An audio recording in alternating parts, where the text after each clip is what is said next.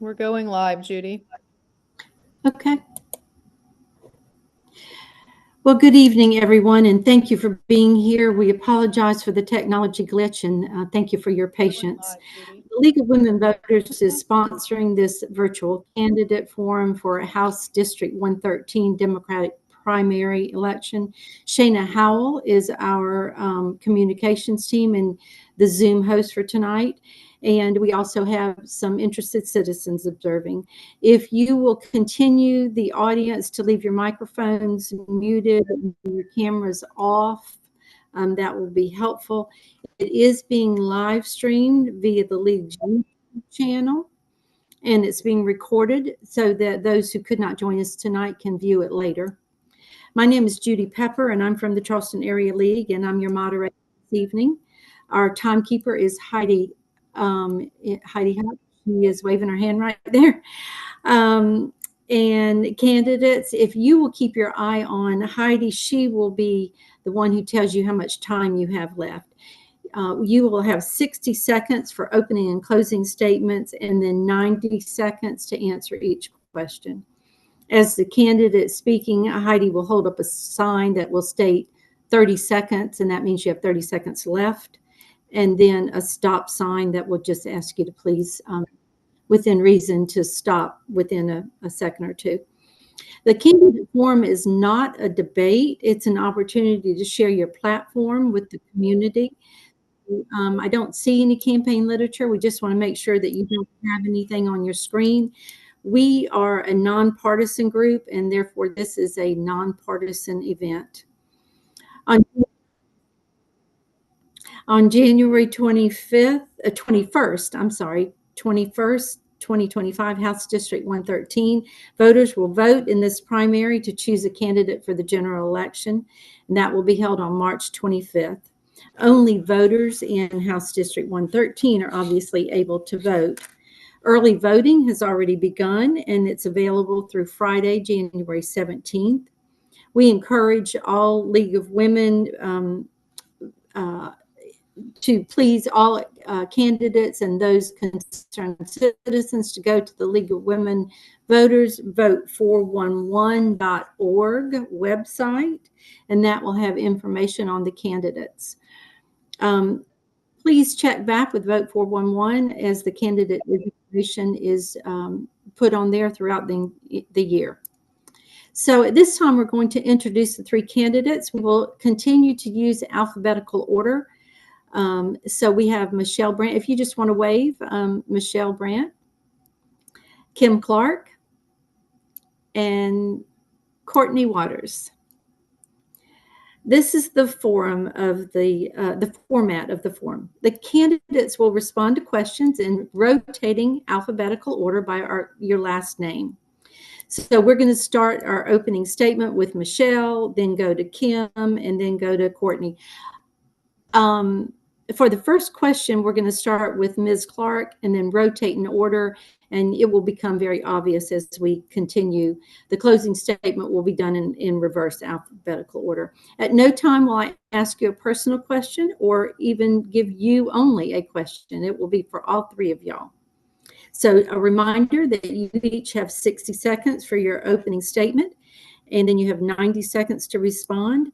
If we need a rebuttal, anybody needs a rebuttal, you may rebut one time per question, and you will be given 60 seconds. If you'll just raise your hand and let me know, I will do my best to make sure that I get the signal that you would like to rebut something. So let's go ahead and start with our opening statements. Ms. Brandt, you go first, and you have 60 seconds. Okay. Hi, everyone. My name is Michelle Brandt. I'm a wife and mom of 3 kids, and I'm the daughter of a U.S. veteran. I have a background in environmental science, and my most recent employment was as a community organizer for Planned Parenthood South Atlantic. I currently serve the community as a commissioner of Charleston County Parks, and I am the 3rd vice chair of the state Democratic Party. I wanted to run for office to help people. It was at a food distribution in 2020 that changed my life when I met a man who refused to accept some groceries because he didn't own a refrigerator. I went home and I prayed about it with my husband, and then I decided to run for office. I ran for the first time in 2022, and despite my loss, I gained a passion for helping others run their races. Unfortunately, after my lease expired, my rent was raised $400, and my husband and I moved to North Charleston, where we found a lovely home that we could afford. I had no idea that the representative would resign, but when he did resign, I took it as an opportunity to run again. And I'm running to address unaffordable housing, to make childcare more affordable and accessible for working families, and to reduce gun violence. All right. Thank you, Ms. Brandt. Ms. Clark? Good evening, everyone. Oops. As she said, my name is Kim Clark. Can you hear me okay? Not really. Ms. Clark, do you want to start again? Sure. Good evening. My name is Kim Clark. I am a native to North Charleston, South Carolina. I am excited to be running in this campaign. Some very awesome ladies, but definitely to have an opportunity to represent my hometown. I grew up in going up through the Charleston County Public School System. I attended Academic Magnet High School and went to Charleston Southern University. I've worked in a variety of areas, both private and public. Most recently, I had the opportunity to work as a family advocate in an early Head Start program, which gave me a really great opportunity to get really grounded in some of the experiences of fellow community members, and also get some additional perspective in education and early childhood education, which are areas that I've been advocating in for the last several years. So built my platform on supporting additional funding for early childhood education, also supporting choice in education, as well as seeking to focus resources towards tangible results in our community. Okay. Thank you. All right. Thank you very much. Ms. Waters, your opening statement. Oops, we're not hearing you again. Shana, are you able to check on that audio? Try one more time, Ms. Waters. We could hear you earlier. Nope, still not.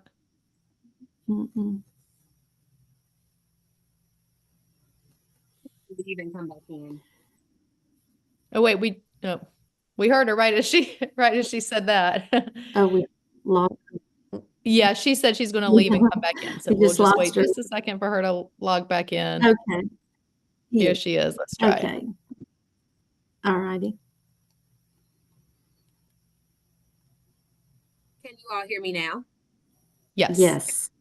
Thank you. You couldn't hear me, but I left and came back in. So good evening, everybody. My name is Courtney Waters. I served 4 years on the Charleston County School Board, and I recently transitioned. I decided not to run for office again because very similar to the takeaway that I had when I left the classroom, goodness gracious, over a decade ago, I realized that a lot of times the communities that I've spent time working in don't have the time, the resources to have the opportunity to get engaged in the political cycles that they need to get involved in so that they can make change in their communities. Serving on school board was a challenge for that reason. And I wanted to run for a higher office because I want to create an opportunity for the economic mobility of the people in District 113. We have to get more active in political processes to increase access to what we need, like affordable housing, affordable childcare options. Women's reproductive rights should be their own choice, should be available to them and should be their own choices.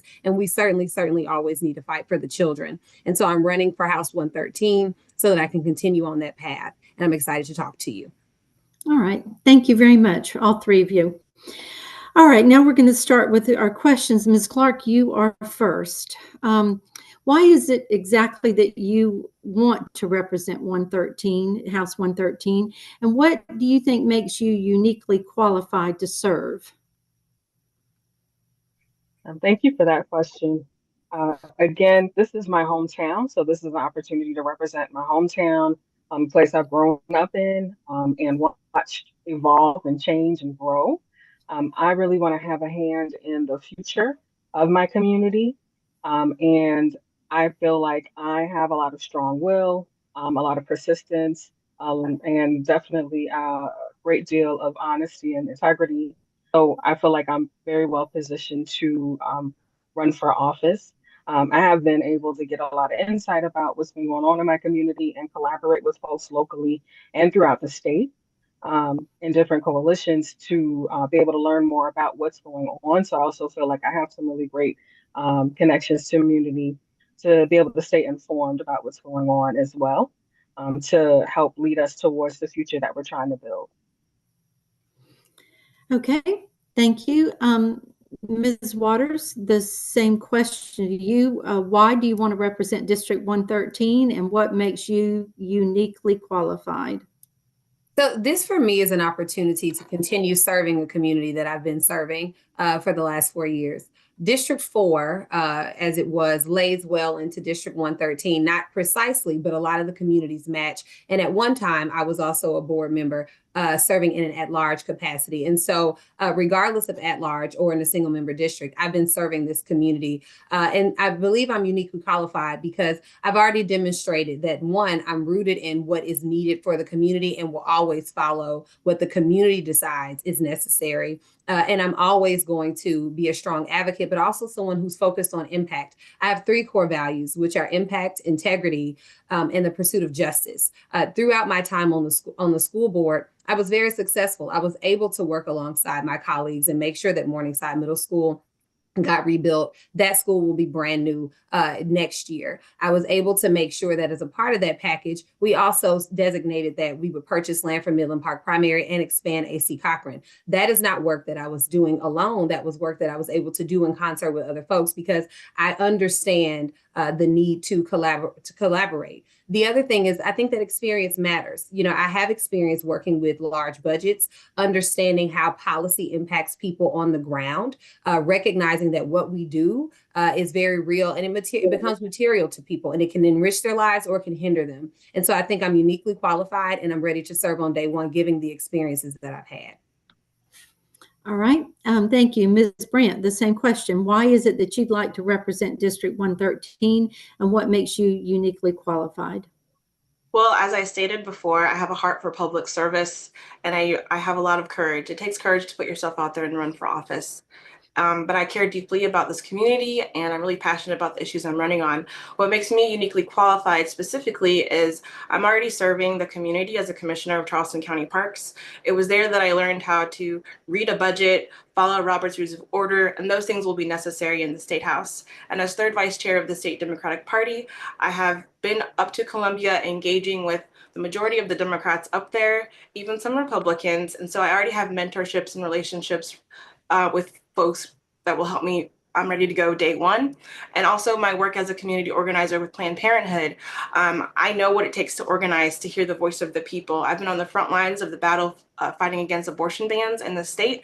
And I'm going to bring this energy and excitement to what I'm going to do in the State House. And yeah, I'm done. That's about it. All right. Thank you, women. We are now going to move to another question. And Mrs. Waters, we will start with you. What are your 3 top concerns for this district, 113, and what impact do you think you can have on those issues? Thank you for that question. I'd like to start by saying, as sort of a through line, for me, everything is about economic mobility. I stated the reason why I decided not to run for office again. It was because I was really going to focus on affordable housing. Because for me, it has been one of the biggest difference makers in my life. The issues that I think that are of most concern for our citizens is that, one, so many of our citizens are being pushed out of where we live. You know, we have seniors who are not able to afford the increases to their property tax values because of the development that's happening. And so we're not necessarily developing smartly in all cases. You know, we also have issues that are similarly situated, but different with affordable childcare. We have so many folks in our district that are spending the lion's share of their monthly checks on rent and on childcare, and that just simply will not do. And another issue that goes alongside the growth that we're having, which is positive, but it is really highlighting the fact that our infrastructure needs work. As I go around to community meetings, I'm hearing people mostly complain and have concerns about infrastructure, the condition of the roads, the amount of traffic that exists, the flooding on their streets. And I believe I can impact those issues by, one, getting in and understanding the agencies that are over those, by also working alongside the municipal leaders who are already working hard to address those issues, and becoming another layer of advocacy for the community so that our issues from 113 get prioritized among the sea of other needs in Columbia. All right, thank you. Ms. Brandt, we will ask you the same question. What are your top 3 concerns, and what impact do you think you can have on those concerns? Yes, so I'm running on affordable housing. As I stated in my opening statement, I'm personally impacted by that. It's what I ran on before, and it's a regional issue for us in South Carolina. So what I want to do to address the lack of affordable housing is actually to establish a renter's tax credit. 59% of the people that live in District 113 are renters, just like my family, and I want to help people get ahead. It is really tough when you're paying down student loans and you're trying to find affordable childcare on top of paying rent. So that's something I would like to do. And I also want to work on developing incentive programs with developers to build more housing at varied price points. The south end of the district is a food desert, and so the only way that we're going to bring in a grocery store is if we can raise the median price of housing. And also, I have ideas about addressing homelessness in the district, as well as expanding Medicaid. My next big issue would be childcare. So with childcare, like I mentioned before, again, I'm impacted. I have 3 young children. I want to continue the work that Marvin Pendarvis and Gilda Cobb Hunter were doing by passing a childcare tax credit. And I also want to expand the current South Carolina scholarship program that we have. Right now, it addresses people living closer to the poverty line, but we need to expand it to include more working families. And finally, gun violence prevention is key. I want to pass a firearms safety storage so that we can limit access that kids have by getting guns accidentally, because unfortunately, gun violence is the #1 killer of our children. And okay, I'll stop there. All right, certainly y'all can finish your sentences. That's fine. Thank you so much. We appreciate that. Okay, so question number 3, and we're going to start with you again, Ms. Brandt. Given your top priorities, what is your preferred committee assignment if you are elected? Oh, I'm so sorry. I didn't get a chance to address the last question. Oh, I am terribly sorry. That is completely on me. I'm sorry. Ms. Clark, you certainly, please do answer. What are your top 3 concerns, and what impact do you anticipate having on those issues? Again, thank you. I apologize. No worries. I am, of course, focused certainly on some of the same issues as my fellow candidates, but I am focused on increasing funding for early childhood education. I do want to create more access and affordability for early childhood education. I also want to see additional funding going to our child care providers so that they can help play that early child care workforce, increase wages, allow for benefits, and so on for those folks. I also want to see some innovation and creativity, more innovation and creativity with our educational choices. In the North Charleston area in particular, we have a lot of underperforming schools. So I want to see that we're able to provide more high quality choices for families in our area so that students can get the individualized experience that they need to be most successful. And then again, on the tangible results, we have a lot of really great models throughout the state, and definitely of transitional housing and workforce housing. So I want to see both of those increased, definitely locally, and then also want to be able to collaborate with folks throughout the state to see how we can channel resources to folks that have created these different methods of housing, and how we can get increased housing options available for folks, again, with transitional and workforce housing. All right. Thank you very much. And thank you for keeping me accountable. I appreciate that. All right. We're going to go on to the next question. Start with you, Ms. Brandt. Given your top priorities, what is your preferred committee assignment should you be elected? Given my priorities, I would like to be on the Education and Public Works Committee. I want to be able to expand upon my ideas around childcare. And one idea I had would be to extend the current early child care program that we have through public schools. I want to extend it to include infants and toddlers. In addition, I also want to fight against the privatization of our schools. I'm anti-vouchers, so I want to get rid of that program. I also want to pass an anti-censorship bill as well, so we can stop these book bans. In addition to that, I, of course, want to fight for higher pay for our teachers so that we can make sure that they are getting paid a wage that matches the cost of living in various areas of our state.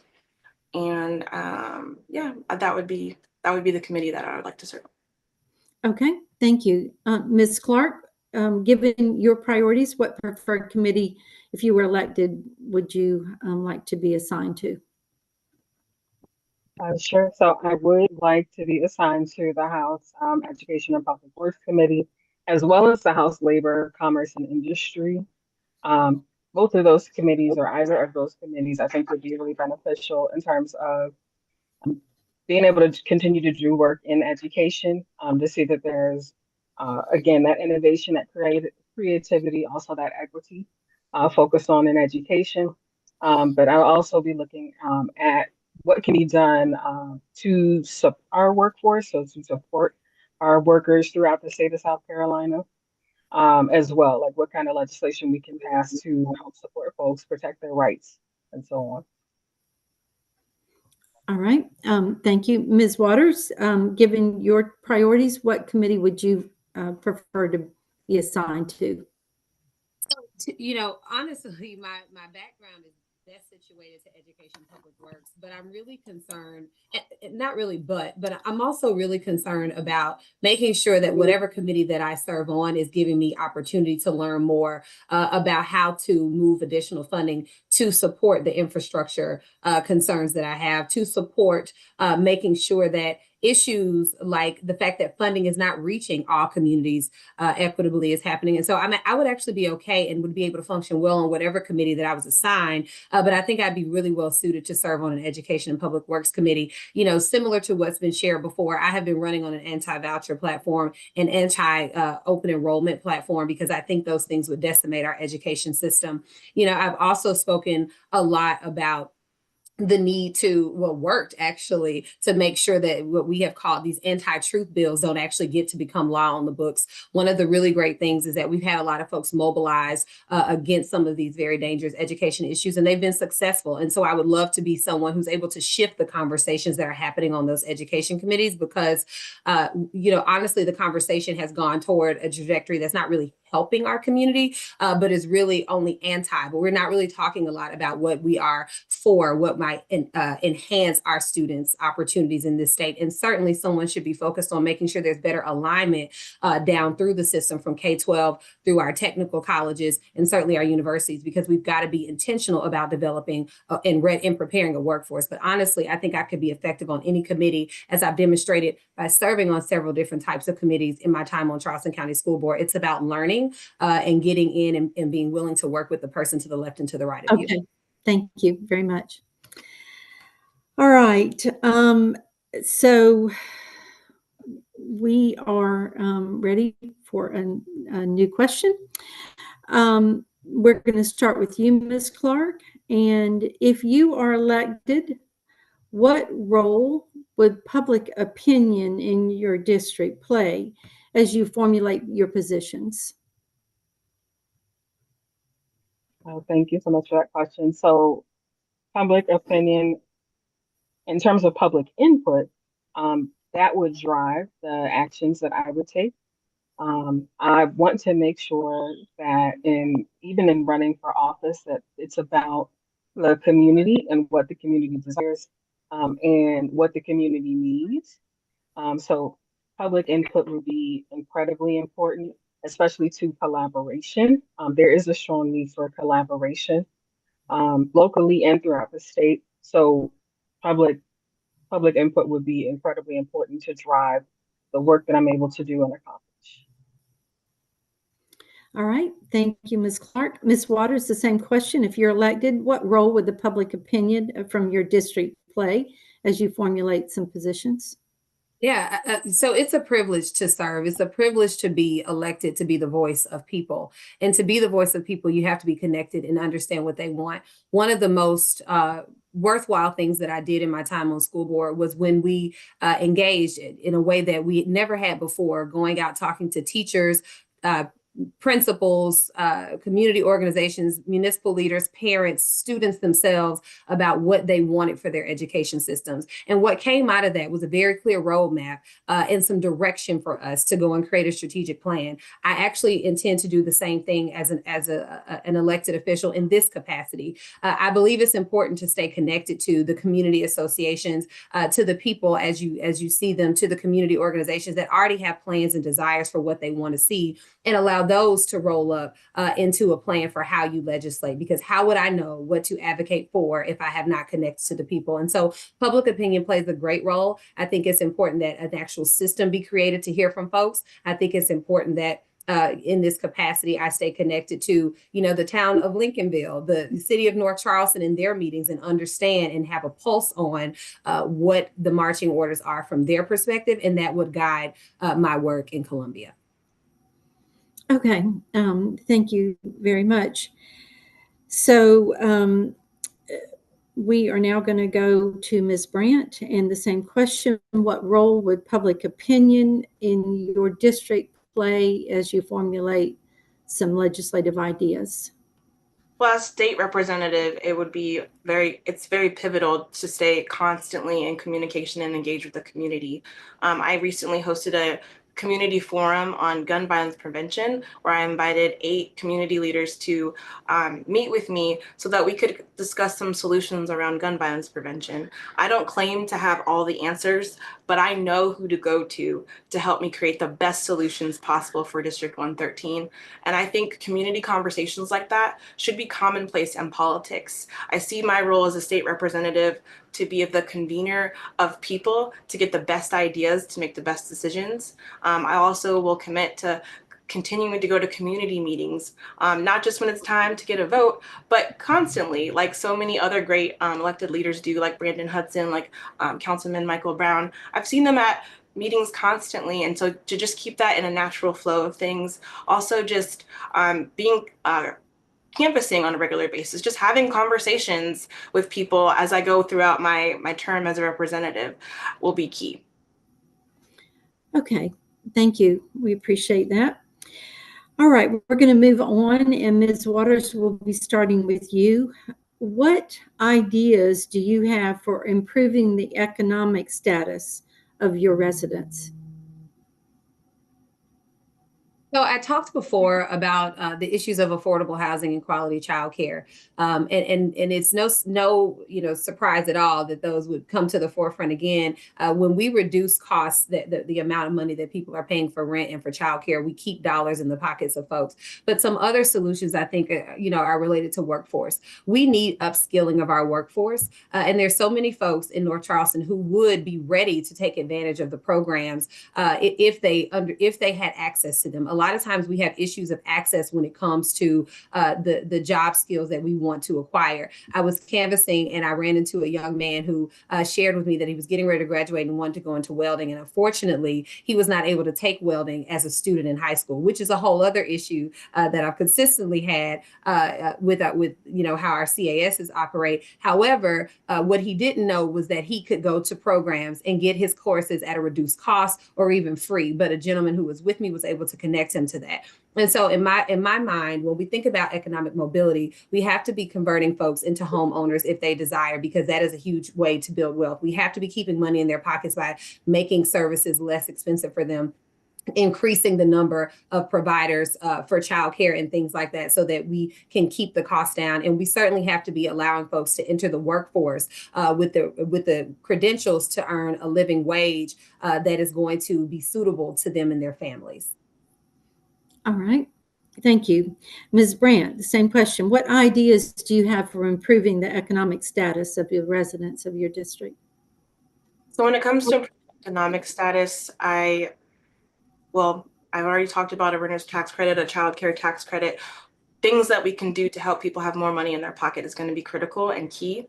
But in addition to that is getting creative with how we can address the rising cost of living in a broad scale kind of way. So my sister was a part of a pilot program in the state of Maryland, where if you graduated from a state school and if you purchased a home, then if you stayed in it for 5 years, they would remove your student loan debt, which I think is phenomenal. And so I hope to bring different unique and innovative ways to kind of offset the cost of living so that we're not losing the talent that we do have here currently, but we're also like incentivizing people to want to stay and thrive here in South Carolina.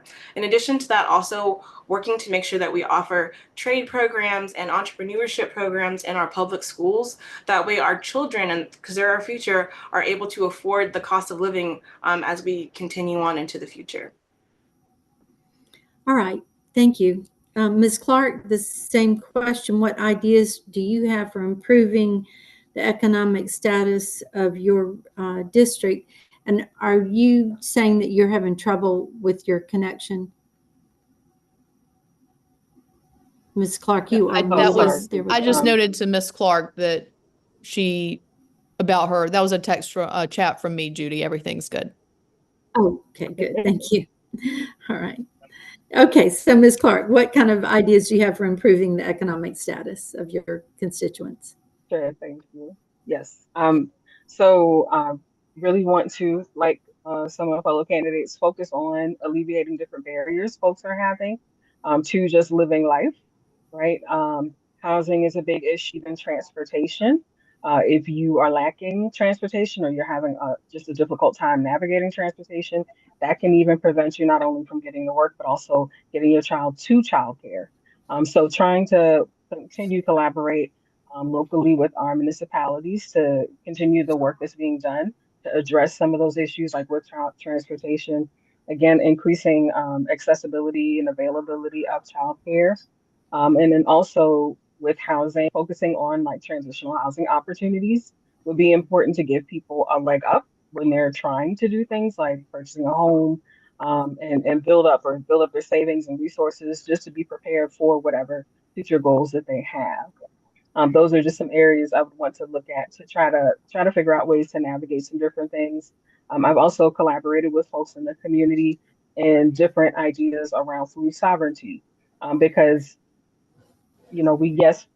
traditional stores is also really good, but if we can come up with different networks and different ways to collaborate with each other for food sharing and so on to offset costs, those are also really important as well. So thank you. All right. Thank you very much. We will move on to another question. We will start with Ms. Brandt. And what is your position on the current healthcare policies and the issues in South Carolina, including Medicaid expansion? Mm-hmm. Well, I mentioned previously that I was a community organizer for Planned Parenthood. I believe deeply that everyone is entitled to bodily autonomy, and I do think that abortion is healthcare, period. I would work to reestablish women's rights in this state. People need access to healthcare. We're putting our doctors and nurses in a compromising position where it's harder for them to do their job and to follow the oath they took. I also think that we need to get creative about how to resolve the fact that we don't have OBGYNs in every county in this state, unfortunately. And so, I had a water birth recently. So working with midwives, I think would be a great way to maybe subsidize that to cover those areas where we are having OBGYN wings of hospitals shut down. In addition, I do believe in the expansion of Medicaid. It will benefit our economy. It will not prevent, but it will definitely limit the amount of people that are going to ERs so that people can get the comprehensive health care that they need. And in addition to that, if we expand Medicaid in this state, it will increase healthcare spending. People will be able to go to the doctor and it will create more healthcare jobs.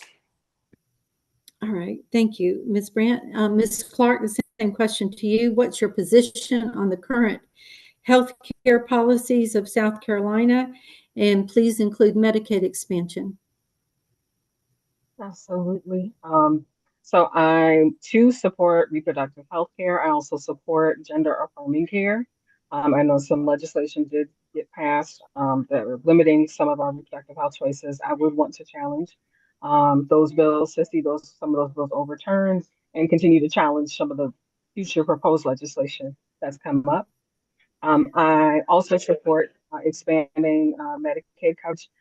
I appreciated the opportunity I had to also attend a Cover SC event earlier last year now. This is January. So last year, um, to hear more about the work that's being done and the support that they are getting legislatively from throughout the state in expanding coverage for Medicaid so that more people, more working people can have access to coverage, more people who are caregiving, not only have coverage on the folks that they're caring for, including, older adults and children, but also can have coverage for themselves.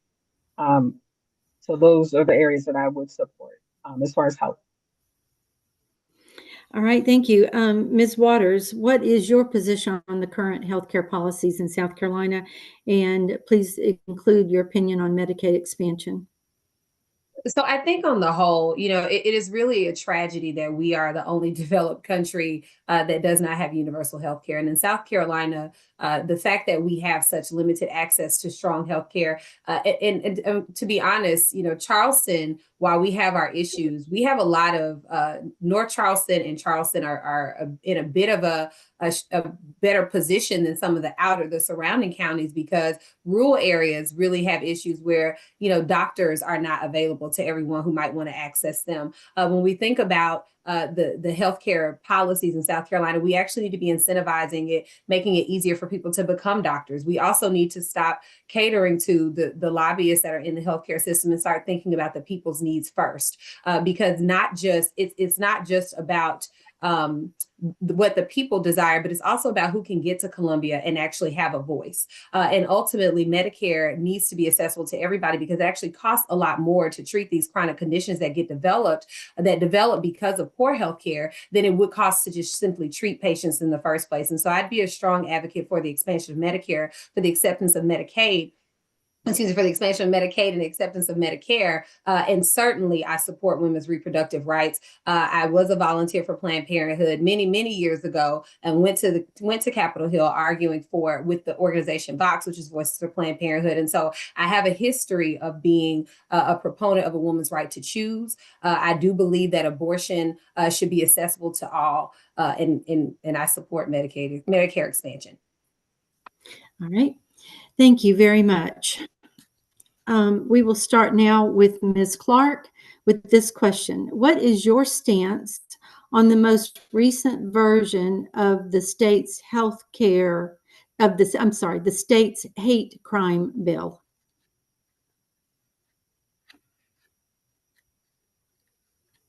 Yeah. Oh, sure.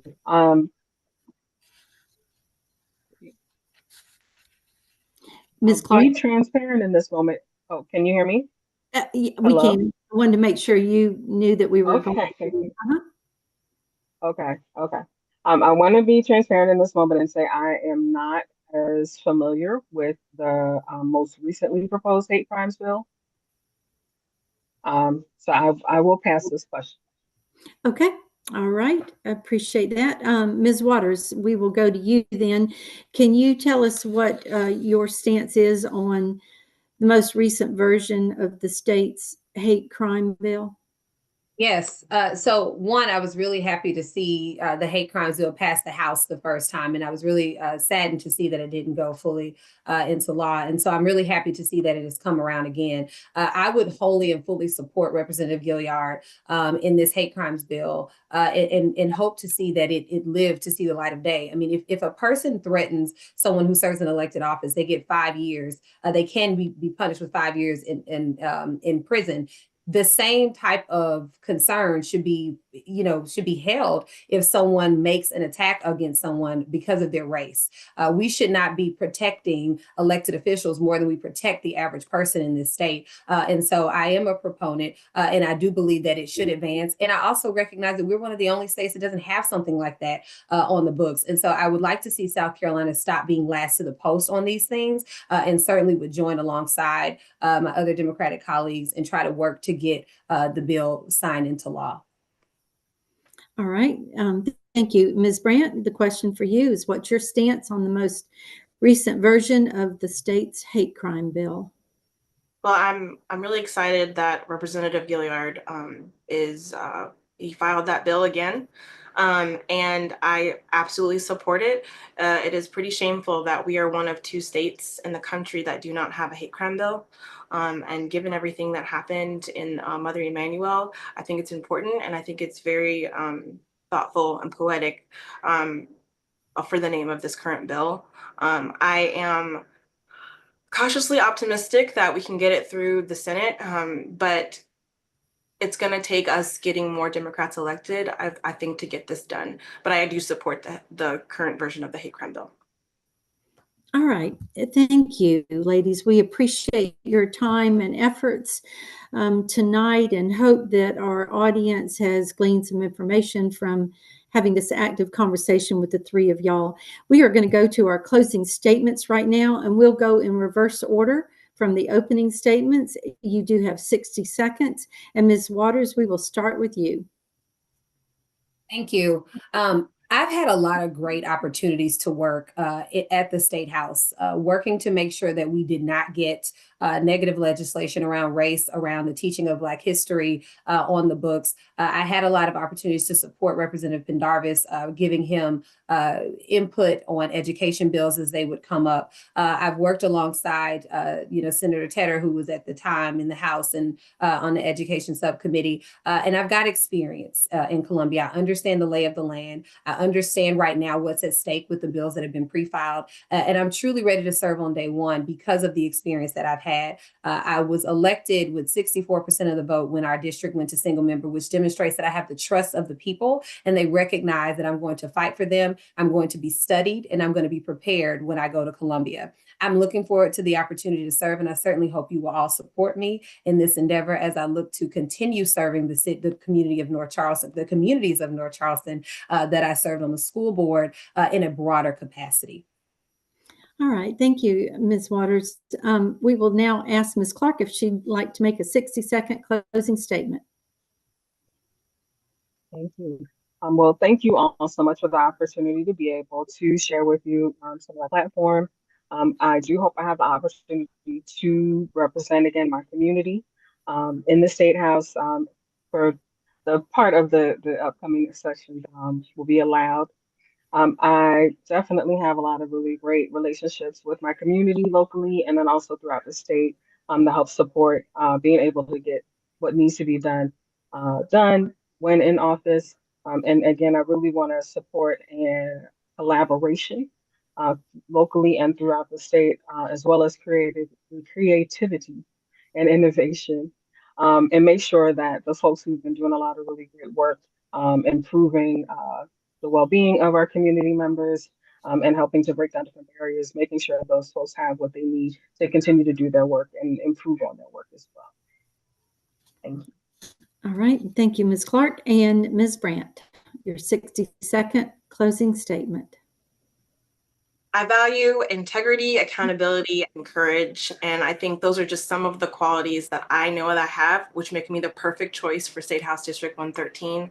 I got my start in public service because I have a heart to help people, and I understand the importance of staying engaged in the community. Like I said earlier, community conversations should be commonplace, and that's something that I excel at and I will continue to do. I will not be silent when I see bills that could affect our community. My voice will be loud and strong and bold inside those walls of the State House, and I guarantee I will be there on the record. So in closing, I know that I'm the best choice for this seat. The challenges that I'm running to tackle are challenges that I personally am dealing with, and so many of you all at home are as well. I will never stop fighting for you and your families, and I'm asking for your vote. Early voting is now, but I'm asking for your vote, especially on January 21st for State House District 113. All right. Thank you all. We really appreciate your time and your efforts tonight, and we appreciate the audience being here and are grateful that you have taken the time to hear from these candidates. And we encourage everyone to study the issues carefully, learn about the positions of these candidates, and then vote for the candidate of your choice on January 21st. Early voting is going on right now, and that goes through January 17th. We also urge you to go back and check the League of Women Voters vote411.org page for more information. Many thanks again for all three candidates tonight and for those who attended. Good evening to all. Thank you. Thank you so you. much.